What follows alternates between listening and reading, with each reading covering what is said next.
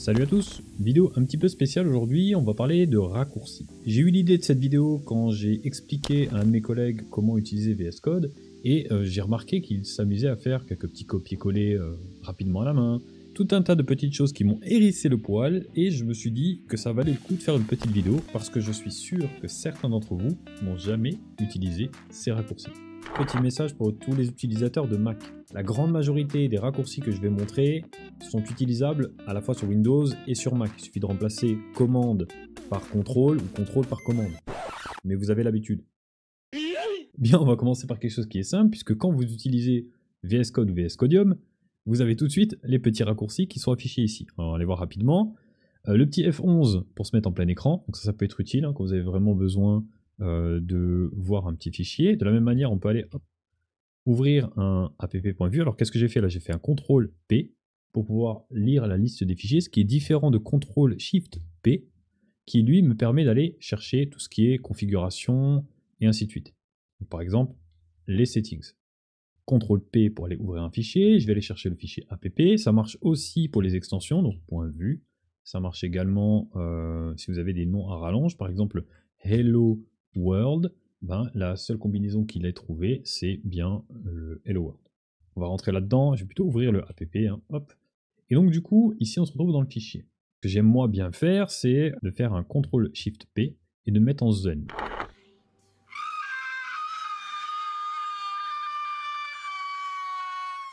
Donc là, ça marche avec CTRL KZ, c'est un truc que j'ai affiché. Mais pour rentrer un petit peu plus dans l'immersion, ça nous enlève certaines choses. Et du coup, hop, on va sortir de mode zen en faisant 2 fois échappe. J'enlève le F11, je me remets en mode zen, hop, CTRL SHIFT P et zen. Et vous allez voir, on se met directement en full screen, plus se retrouver sans cette interface. Donc vous allez pouvoir régler un petit peu comme vous voulez, vous pouvez zoomer comme vous voulez, et ainsi de suite. Donc CTRL plus, CTRL moins, ça vous connaissez. Vous allez pouvoir lui dire aussi dans la configuration, si je me rappelle bien, de lui dire enlève-moi les breadcrumbs, enlève-moi les numéros, enlève-moi aussi cette barre ici, enfin peu importe. Une configuration qui est différente de hop, 2 fois échappe quand vous êtes dans le mode vue normal. Bien, autre raccourci, c'est le CTRL B. CTRL B pour ouvrir et fermer cette foutue sidebar. Alors celui-ci, il est pour les férus de ligne de commande. Vous connaissez peut-être le CTRL SHIFT U pour créer un nouveau terminal. Donc là, j'en ai créé un, j'en avais déjà un d'ouvert. Donc là, moi, ça m'embête parce que si je fais un CTRL SHIFT U systématiquement, le U avec accent, je vais me retrouver tout le temps avec un nouveau terminal. Et c'est pas ce que je veux. Moi, je veux ouvrir et fermer mon terminal. Donc je vais aller les fermer, en garder qu'un seul. Et là, je fais CTRL ou commande J. Et là, je peux toggle. Je peux l'ouvrir et le fermer autant que je veux. Je vais vous montrer un petit peu en faisant un NVM list. J'ai bien un résultat dedans. Je fais un CTRL J et j'ai toujours la même commande, ligne de commande ouverte. Donc ça, c'est hyper pratique, surtout quand vous n'êtes pas sûr d'avoir déjà ouvert une ligne de commande, plutôt que de faire un CTRL SHIFT U pour en ouvrir une nouvelle. Le toggle vous permet de l'ouvrir. Alors, je ne sais pas comment on ferme par contre, pour le coup. Je fais toujours la petite poubelle pour m'assurer de le faire. Hop, là, j'ai fermé toutes mes lignes de commande. Si je fais un CTRL J, ça va m'en créer une nouvelle. Vous avez vu, il y a une petite latence ici. Il y a eu un petit délai. Je referme, je vous remonte, CTRL J. Là, il met du temps. Je fais CTRL J, CTRL J. Là, il n'y a aucun délai. Donc, ça prouve bien que ça ouvre effectivement un nouveau terminal. Donc, ça le toggle. Et autre chose que j'aime bien faire, c'est, admettons, je suis en train de faire une recherche. Donc, je veux faire une recherche, je fais CTRL SHIFT F pour faire une recherche globale. Ça m'ouvre ce menu-là et ça me le met directement. Autre chose qu'on peut réaliser aussi, on va se remettre en hop. Je vais lui dire que j'aimerais bien chercher le mot filter en CTRL SHIFT F. Et le fait de l'avoir survolé, il va aller tout de suite me le taper dans la recherche. Donc ça, c'est intéressant de l'utiliser de cette manière-là. De la même manière, ce que je vais pouvoir faire, hop, je vais chercher plutôt logo. Et là, j'aimerais bien faire la dissociation entre logos et logo. Donc ça, vous connaissez un petit peu ces raccourcis, mais je les montre au cas où. Le fait de souligner, d'utiliser ce AB souligné, ça me permet d'utiliser le mot en entier. Donc il va chercher que le mot logo. Voilà, hein. Donc il y a des choses après, mais c'est bien en un seul mot. Et ici, il va être sensible à la casse. Donc là, j'ai pas d'exemple, mais ici, si j'avais eu un logo avec un L majuscule, que j'aurais cherché un logo avec un L majuscule, ou d'ailleurs, je vais utiliser mon propre raccourci, CTRL SHIFT F, et là, on voit qu'il me trouve bien le logo. Je vais venir en arrière, j'enlève ceci, Voilà, de la même manière, je montre vraiment pour ceux qui ne le savent pas, mais admettons que je vais remplacer tout le logo par Toto, c'est ici que ça se passe. Vous allez cocher cette petite flèche, lui dire que logo, je veux le remplacer par Toto, et vous vous retrouvez avec toutes les occurrences. Alors là, faites bien gaffe, à toutes les occurrences seront modifiées. Ce que vous pouvez faire également, c'est de vous dire, bon ben, dans le vite.svg, je ne veux pas le changer. De la même manière ici, dans le vue.svg, je ne veux pas le changer. Au final, je veux le changer uniquement dans Home et dans App. Donc de cette manière, vous allez pouvoir cliquer ici pour remplacer, ça va vous remplacer le filter. Alors je vais plutôt le faire avec le filter, vous allez voir, on va le faire le test. Donc filter par exemple. Donc là, hop, je vais lui dire remplace-moi, pour faire la recherche, remplace-moi le filter par tous les filter HUD. Hop, il va me dire que ça va me changer 8 occurrences. Je change. Et donc effectivement, ça n'apparaît plus. Pourquoi? Parce qu'il m'a changé tous les filtres. Donc ici, on va faire le contraire. On va lui dire filter, remplacement par filter. Hop, et c'est fait en un clin d'œil. Bien de la même manière, il y a un truc que j'utilise aussi, c'est CTRL-SHIFT-E. Ça, je l'utilise tout le temps, puisque je bascule entre CTRL-SHIFT-F, CTRL-SHIFT-E. Donc F pour la recherche, E pour les dossiers. Et comme ça, je peux aller plus vite. CTRL-B, ouvrir, fermer. Je réouvre. Et de la même manière, si vous avez le menu qui est fermé et vous vous dites ah mais où est-ce que je l'ai mis, je vais faire une petite recherche, CTRL-SHIFT-F, il ouvre directement à l'endroit souhaité. Maintenant, admettons que vous êtes un habitué de je me balade dans les fichiers, j'ai tout un tas de dossiers, on va voir les notes modules, hop, hop, hop, hop. J'ai tout un tas de dossiers qui sont ouverts. Là, moi, ça m'horripile. Ce que j'ai tendance à faire, hop, je vais mettre en full screen, c'est d'utiliser ceci là, le collapse. Alors c'est pas un raccourci, je connais peut-être pas le raccourci, mais par contre, je sais qu'il peut me collapse tout. Et donc comme ça, j'en reviens. Et vous avez peut-être vu déjà dans des vidéos récemment, quand je sais plus trop où je suis, je préfère fermer, me dire bon, alors je pars de SRC, je suis dans le routeur, et hop, effectivement c'est bien là que je voulais aller. Vous avez tendance aussi à pouvoir créer des fichiers ou des dossiers. Quand on veut créer un dossier, on va dire bon, je vais créer un dossier qui me DOS. Je fais entrer, ensuite je vais créer mon fichier qui s'appelle test.ts. Maintenant, il y a quelque chose qui va vous permettre de le faire en un clin d'œil. Je vais faire un clic droit, delete. Je vais me remettre à l'endroit où j'étais, donc au routeur, et je vais lui dire crée-moi un fichier. Donc là, new file, plutôt qu'un dossier. Vous avez bien entendu, je vais lui dire crée mon DOS slash le nom de mon fichier test.ts. Le fait que j'ai mis un petit slash entre les deux, il va comprendre qu'il doit créer le dossier avant. Je fais entrer, et donc il m'a créé mon dossier et mon fichier. Très utile quand vous voulez créer un dossier et un fichier en même temps. Hop, on va le refaire rapidement. Donc clic droit, new file, test slash pour le dossier, fichier en TS, et je me retrouve bien avec mon fichier, qui plus est ouvert directement. Voilà, il y en a un que j'utilise peu, c'est le CTRL-SHIFT-G. Alors j'ai tendance à changer entre un Mac et un PC, donc du coup, je me rappelle, comme les commandes ne sont jamais les mêmes, mais CTRL-SHIFT-G, c'est pour vous ouvrir cette partie GitHub, CTRL-SHIFT-E, CTRL-SHIFT-F, comme je vous l'ai montré, CTRL-B pour changer, CTRL-P pour aller chercher les fichiers, je tape le nom du fichier, je peux le retrouver sans problème. Alors regardez bien ici, maintenant ça va être intéressant. Donc là, oui, je vais vous montrer un petit truc, donc CTRL-SHIFT-E. On clique sur un fichier et ça vous arrive certainement aussi, c'est de vous dire, attends, oui, c'était peut-être dans index, et là vous voyez qu'il est en italique. Ça veut dire qu'il n'est pas ouvert le fichier. C'est-à-dire que si vous cliquez ailleurs, hop, il est temporaire, donc il va changer. Donc vous allez pouvoir soit double-cliquer ici, soit double-cliquer ici. Vous pouvez double-cliquer sur l'onglet. Donc si vous vous rendez compte, juste avant de switcher, que, ah mince, je ne l'ai pas ouvert, moi ça m'arrive souvent, hein, je suis en train d'ouvrir un fichier pour aller vérifier qu'est-ce que j'ai là-dedans. Pensez bien, si c'est en italique, de bien double-cliquer dessus, ou alors de vous assurer que vous avez bien cliqué, double-cliqué ici.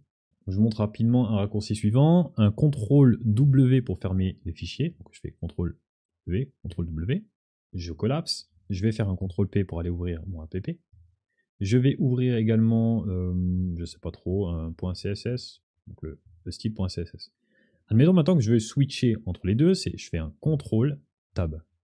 Ok, donc en le faisant rapidement, il bascule d'un fichier à un autre. Et si j'en ai un troisième d'ouvert, je vais ouvrir le main.ts, eh bien, il va switcher constamment entre style et main CSS. On le voit ici, tout en haut, main, CTRL tab, style. Donc là, j'ai tendance, par exemple, quand je veux faire des petites modifications et switcher d'un fichier à un autre, le faire très rapidement. Si vous laissez appuyer CTRL et vous appuyez sur Tab, tout en laissant CTRL d'appuyer, vous allez pouvoir faire votre sélection sur les fichiers.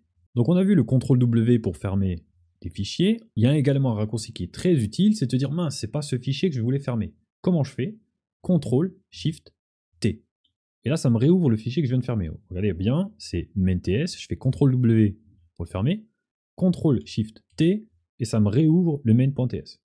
De la même manière, si je continue, ça va me réouvrir dans l'ordre dans lequel je les ai fermés, tous les fichiers. Maintenant, je me dis, bon, je commence à en avoir ras-le-bol, on va fermer tout ça. Alors dans ce cas-là, vous faites CTRL K W. Et CTRL K W, il faut lâcher le K. Donc on fait CTRL K, et vous lâchez tout, et vous mettez W. Alors je vais les réouvrir, CTRL SHIFT T, CTRL SHIFT T, CTRL SHIFT T, CTRL SHIFT T. Là, je reste appuyé sur CTRL SHIFT, et j'appuie uniquement sur T. Et là, je fais CTRL K, et une fois que j'ai fait CTRL K, je fais W. Regardez un petit peu ce qui se passe en bas. Vous voyez en bas, on vous dit qu'il y a écrit CTRL K was pressed, et il attend la clé suivante. Donc ça, c'est intéressant quand vous voulez tout fermer. Ça vous permet aussi, admettons, hop, vous avez deux fichiers ouverts ici. Vous en avez un qui est sur le côté. Admettons là. Donc là, vous avez deux fichiers, deux fichiers. Ici, si je veux les fermer, je fais CTRL K W, ça me ferme que ceux qui sont à droite. De la même manière, si j'avais fait, hop, je refais CTRL SHIFT T, on va de nouveau, alors je connais pas trop le raccourci pour les refermer ceux-là, mais vous avez compris l'idée. Et si je passe à gauche, c'est CTRL K W, c'est bien ceux de gauche qui va me fermer. Un autre raccourci qui peut vous être utile, c'est le raccourci de sauvegarde multiple. Donc on va réouvrir CTRL P le fichier app.vu. Vous connaissez ce fameux raccourci qui vous dit, hop, le fichier n'est pas sauvegardé, donc c'est pour ça qu'on a le point là. Je fais CTRL S, ça le sauvegarde. Ça, classique. Mais, admettons que vous ayez non pas une modif, mais une modif également ici, que vous ayez également hop, une modification ici, et que vous vouliez sauvegarder. Comment vous allez faire pour tout sauvegarder? Habituellement, vous feriez un CTRL S, CTRL S, CTRL S. Ben là, vous faites CTRL K, vous lâchez et vous appuyez sur S. Et ça vous sauvegarde tout d'un coup. Ça, c'est clairement avec CTRL K W, mes raccourcis préférés. Donc, je vous le refais. Je reviens en arrière. Ici, je reviens en arrière. Ici, je reviens en arrière. Hop, peut-être un petit peu trop. Et donc, je vais faire mon petit... peut-être pas avec le filter. Je vais lui rajouter ici un espace. Le home, on va lui rajouter aussi un espace ici. Et là, je vais faire CTRL K. Je relâche le clavier et j'appuie sur S. Et là, tous les fichiers se sauvegardent d'un seul coup. Dites-moi que c'est pas un banger, ce raccourci. Bien, il y a une chose que j'aime bien faire, c'est une fois que c'est la pagaille, on va ouvrir plein de fichiers, hop, et délibérément les ouvrir. Et là, on se retrouve avec une ribambelle de fichiers. Alors, si je regarde, il y a tout ça qui est ouvert, c'est le fouillis. Je pourrais faire comme ça, mais c'est toujours compliqué de s'y retrouver. Admettons que je veuille uniquement travailler sur le Git ignore. Je peux faire un clic droit et lui dire Close Others. Là, ça va me fermer tout le monde, sauf celui-ci. De la même manière, hop, je vais devoir réouvrir tout ça. C'est intéressant. C'est de lui dire, ben, je veux fermer tous ceux qui sont à droite. Et donc là, on va plutôt partir de app. Et on va dire close to the right. Hop, il va fermer tous ceux qui sont à droite. De la même manière, on peut fermer un close all, donc c'est ce que je vous ai montré tout à l'heure. Le CTRL K W, CTRL K, donc U pour save, mais vous pouvez l'utiliser avec S, je vous l'ai montré tout à l'heure, ça fonctionne. Alors, CTRL K W, je ferme tout. CTRL P pour ouvrir un fichier. Je vais de nouveau sur l'app, décidément, celui-ci. Maintenant, admettons que je veuille copier quelque chose. Comment je m'y prendrai? Je suis dans mon style, dans mon logo, et j'aimerais bien faire en sorte de pouvoir dupliquer cette ligne. Alors là, je vais faire un Shift, Alt, et la flèche vers laquelle je veux le copier. Flèche du bas. Moi, j'ai fait flèche du bas, et je me retrouve avec une copie vers le bas. Donc Alt, Shift, plus une flèche, ça vous le copie dans ce sens-là. Maintenant, il y en a qui font ça et qui suppriment. et qui supprime encore. Ou alors, vous êtes un petit peu plus agile, vous vous mettez à la fin de ligne, ou alors vous vous mettez dans une ligne, vous allez à la fin, vous faites Shift, vous faites ça. Il est intelligent, donc il ne vous ramène pas au début de la ligne, vous faites encore ça, supprimer, supprimer. Mais vous avez un raccourci qui est bien plus utile, c'est CTRL-X. CTRL-X vous coupe la ligne. Alors attention, parce qu'il l'a copié en même temps. Je vais venir sur padding, donc je coupe CTRL-X. Donc là, on voit que j'ai pris padding, je fais CTRL-V, et je me retrouve avec la copie conforme de tout à l'heure. Il va le garder. Donc si je fais CTRL-V systématiquement, je suis tranquille. Donc moi, ce que je fais, c'est CTRL-X, CTRL-X, CTRL-X, ou alors Alt, Shift, bas. Et là, je me retrouve avec mon min 8. Je me rends compte que j'ai mis une 8 ici, et je voudrais plutôt utiliser la width. Alors, comment je vais pouvoir faire? Je sélectionne CTRL-Shift pour sélectionner le mot. Par exemple, si je fais que Shift, je vais devoir me mettre à la fin ou au début, et ensuite faire Shift et la flèche. Là, je fais CTRL Shift et la flèche de droite. Ou alors si je suis à la fin, CTRL Shift et vers la gauche. Attention, il n'y a pas de caps, hein, c'est moi qui ai ripé. Donc maintenant, je veux sélectionner ce mot-là, je fais CTRL Shift et le mot, et je veux changer les deux 8 en même temps. Donc je fais CTRL D et ça me sélectionne le 8. Si j'en avais eu un autre, alors mettons, on va faire la même manip que tout à l'heure, hein, Alt Shift, flèche du bas, et je vais lui dire, hop, CTRL D, CTRL D, CTRL D, CTRL D, CTRL D, CTRL D, CTRL D. Et je les ai tous sélectionnés. Et là, je vais leur dire, finalement, c'est une wave que je veux changer. De la même manière, donc je fais échappe, et là, je me retrouve avec des sélecteurs. Donc ça, c'est hyper utile quand vous avez un fichier JSON. Faire des petites modifications, c'est hyper cool. Donc on va essayer d'éviter de conserver le sélecteur, donc on fait échappe. Donc j'ai tendance, moi, à faire des CTRL X, mais vous allez pouvoir aussi sélectionner comme ça. J'ai tendance aussi, des fois, à faire des petits raccourcis en sélectionnant 3-4 lignes et en faisant des petits CTRL X. Ça me fait gagner pas mal de temps. Donc je vous avais montré le CTRL Shift F, vous avez aussi le CTRL F tout court, qui cherche dans le fichier. Donc ça, vous avez la même fonctionnalité, hein, le replace, chercher le mot qui match complètement, sensible à la casse. Vous allez pouvoir naviguer aussi entre les mots et ainsi de suite. Ça ne change rien. Le petit échappe. De la même manière, si vous êtes en CTRL-SHIFT-F pour du shadow, il a tendance à vous les survoler dans les fichiers dans lesquels vous êtes. Donc là, ici. Moi, ce que je fais, de temps en temps, c'est pas très lisible. Donc ce que je fais, c'est je fais un petit CTRL-B, histoire qu'il me les survole plus. Voilà, il n'y a pas trop de différence avec ce thème-là. Je trouve qu'il a tendance à over-surligner, mais peu importe. CTRL-V, CTRL-W pour fermer le fichier. CTRL-SHIFT-E pour ouvrir la sidebar et passer à la suite. Ok, donc je nous ai préparé un petit fichier JSON et vous allez voir, il y a quand même pas mal de lignes. Alors je ne vais pas aller regarder combien. Effectivement, il y en a pas mal, 602. Je vais peut-être réduire un peu histoire que ce soit un peu lisible. On va se mettre ici, histoire de pouvoir modifier. Bam, bam. Ok, hop, CTRL-SHIFT-P, on se met en mode zen. Il suffit de taper zen et vous retrouvez votre fichier. CTRL-S pour retrouver notre sérénité. Et donc, on va pouvoir faire quelques petites modifications. Donc ce que j'ai tendance à faire quand je fais des modifications de masse, c'est je sélectionne justement le title par exemple, et je lui dis CTRL-D partout. À partir de ce moment-là, quand la ligne conserve à peu près la même structure, je peux me balader dans le fichier comme j'ai envie. Donc il suffit que je me balade directement.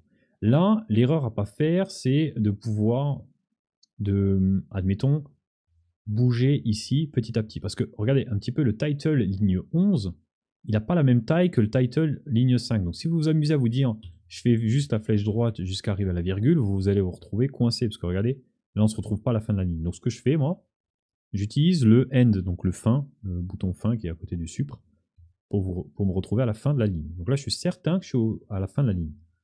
Je fais Shift, je reviens en origin, donc pour revenir en arrière. Donc ils appellent ça le home. Et je me retrouve ici. Donc ce que j'ai tendance à faire aussi, c'est que parfois, je ne sais pas trop comment l'indentation peut me permettre de récupérer cette ligne-là. Donc ce que je fais, ça dépend, hein, si je suis dans la même ligne, ici je vois qu'il y a à peu près le même pattern. Donc je repère le pattern qui est à peu près identique, et je fais des petits CTRL-D. Comme ça me permet de récupérer tout ça. Donc là je me retrouve avec, hop. Si je fais puisque j'ai sélectionné à partir de la base de la ligne, si je fais un Shift fin, je fais un CTRL X, je me retrouve à avoir tout copié en fait. Donc là, je vais pouvoir le coller. Ok, sans avoir, et là, si je peux vous montrer, hein, Alt, Shift et flèche du bas, et je me retrouve à dupliquer les lignes. Et là, vous voyez un petit peu la puissance du truc, c'est que je duplique pas simplement la première ligne, mais toutes celles qui ont été sélectionnées. Donc je fais un CTRL Z pour que ce soit visible. Regardez un petit peu User ID et ID, ils vont se dupliquer. Hop. Voilà. Donc ça c'est cool. Hop. Je suis revenu un petit peu trop en arrière. Donc là c'est cool, hein. Ouais, c'est vrai que c'est un petit peu chiant le double escape. Ça me sort du contrôle du mode zen. Bien, donc de la même manière, hein, si vous voulez changer votre structure, par exemple, on va revenir sur le User ID. Ici, je vais venir à la fin. Ma clé s'appelle dev et la valeur c'est... Donc là, je sais que j'ai la même structure, donc je peux me balader avec les flèches, hein, parce que j'ai rajouté une ligne qui est propre à moi en devenir, et j'oublie pas la petite virgule. De la même manière, je trouve que l'ID devrait plutôt être placé un peu plus haut, donc je fais Alt, flèche du bas pour décaler ma ligne. Je remonte puisque je sais que je suis à peu près dans la même structure. Alt en haut, et je me retrouve avec la ligne et mon fichier trié comme je le voulais. Bien, n'oubliez pas, hein, ne pas se tromper, hein, bien appuyer sur échappe une fois qu'on a fini une sélection, hein, pour pas se retrouver à avoir des correctifs. Alors ça peut arriver, hein, par exemple, ici je vais changer volontairement en devenir, et je vais vouloir sélectionner le en devenir avec ce caractère là, donc je fais CTRL D, et là je me retrouve avec celui-ci. Maintenant, si j'oublie que j'ai sélectionné celui-ci, alors peut-être pour que ce soit plus parlant, là je vais faire ça, donc CTRL X, ici je vais le dupliquer, voilà, plusieurs fois, donc là je me retrouve avec toujours le même ID, et là je le en devenir, et je l'ai ici. Si je m'amuse à faire un CTRL D ici, que je me souviens plus que je l'ai fait en haut, et que je commence à faire mes modifications, hop, et ben je me retrouve à avoir fait ces modifications ici aussi. Alors, là, c'est pas trop catastrophique, hein, parce que ça veut dire que j'ai juste modifié cette clé-là, enfin cette valeur-là. Par contre, quand vous êtes dans un fichier, et alors là, si je prends par exemple le composant vue 2, et que je change le handle click, ou alors le composant vue 3, hein, maintenant qu'on a fait cette vidéo, je vous invite à aller la voir, hein, maintenant qu'on est là, auto-promo, je vais dire, bah tiens, je veux utiliser une fonction handle click que je vais aller créer ici. Hop, handle click qui ne prend pas de paramètres, qui va faire un count plus plus, et du coup c'est un count.value. Et bah du coup si j'ai un long fichier, alors là on va tricher, hein, pour le coup, hop, et que je me dis bah tiens, j'ai sélectionné mon handle click, ah oui effectivement, finalement je voudrais l'appeler handle clicker. Mon exemple il est tout pété parce que c'est bien le bon nom de la fonction, mais si, donc si je veux prendre un exemple un peu plus parlant, c'est que je dis que finalement le count ici, je vais changer en counter, bah, ma fonction elle est toute pétée. Pourquoi? Parce que je l'ai changé ici, en bas là, ici, je l'ai changé là, je l'ai changé ici, je l'ai changé ici, sauf que ici, c'est un double count. Lui, il fait appel à count qui n'existe plus, et ainsi de suite. Donc vous allez vous retrouver avec des fichiers qui sont complètement corrompus parce que vous avez oublié le CTRL D. Donc, petit CTRL Z, hop, hop, hop, hop, hop, hop, hop, hop, hop, on arrête les bêtises, et vous avez compris un petit peu la puissance de ce raccourci. Alors le dernier, il est vraiment sympa. Admettons que je veuille ouvrir mon app.vue et que je veuille aussi ouvrir mon vue3.vue. Donc là, j'ai mes deux fichiers. Vous connaissez un petit peu la manip, hein. Il suffit de vous balader, hop, vers le bas pour le mettre ici, vers le haut ici. Vous allez pouvoir splitter les écrans. Donc ça, c'est hyper connu, hein. Vous faites un point CSS, vous allez pouvoir le mettre là, on dit une bêtise, ou plutôt vers le bas. Et vous allez pouvoir faire vos comparaisons et ainsi de suite. Donc ça, c'est bien quand vous avez un écran qui est suffisamment grand. Admettons que vous vous dites, finalement, le fichier style, ce serait top que ce soit sur un nouvel écran. Et bien, il suffit de faire un clic droit sur l'onglet, de lui dire que celui-ci, là, tu vas m'ouvrir dans une nouvelle window. Donc, move pour le bouger, ou alors le copie. Je fais une nouvelle window, et regardez un petit peu. Je me retrouve avec une fenêtre que je peux mettre sur mon autre écran. De la même manière, les raccourcis fonctionnent toujours. Si je veux ouvrir le app ici, je peux l'ouvrir. Et donc je vais pouvoir faire mes modifications, et donc effectivement, hop, si je fais mes modifs, elles sont répercutées à gauche et à droite. Donc ça, c'est un exemple qui est hyper cool et qui vous permet de, hop, bon alors vous n'allez pas le voir, mais j'ai ma fenêtre style à gauche et ici, je vais mettre en mode zen. Et si je me mets en mode zen ici, ma fenêtre qui est à gauche, elle n'est pas en mode zen. Je peux la balader. Donc ça veut dire que elle est indépendante. Je peux la mettre sur mon écran qui est sur le côté, continuer à travailler en mode zen sur ce fichier-là parce que je suis vraiment en train de me concentrer sur. Alors là, c'est plutôt finalement un 8 et que je veux pouvoir avoir en visu le fichier style de référence. Donc pas sûr que vous le connaissiez celui-ci, mais en tout cas si ce n'était pas le cas, je vous remercierais de me laisser un petit commentaire sur cette vidéo. Ok, je vais vous montrer un petit cas pratique des windows, donc de pouvoir splitter votre écran. Vous allez pouvoir utiliser une extension qui s'appelle REST Client. Alors REST Client, pour ceux qui ne l'utilisent pas, c'est un petit peu un postman qui est dans votre navigateur. Donc vous installez cette extension, là c'est Umao. Regardez un petit peu, de toute façon le logo il est assez reconnaissable. Et une fois que c'est installé, je vais l'enable moi. Au passage, avant de commencer notre petit cas pratique, il y a une chose que vous ne saviez peut-être pas, c'est que quand vous avez une extension, donc là je suis dans l'onglet des extensions, j'en ai sélectionné une, vous allez pouvoir aussi décider de soit la disable, donc faire en sorte qu'elle ne soit plus active, soit de la disable uniquement pour ce workspace. Ça veut dire que à chaque fois que vous allez ouvrir un VS Code ou VS Codium sur n'importe quel projet, il sera tout le temps enable. Par contre, admettons que vous avez une extension, hop, là, pour le coup, une extension PHP, parce que vous êtes sur un projet PHP. Donc du coup, là, ça vaut le coup, là en l'occurrence, ça vaut le coup de l'installer et d'activer.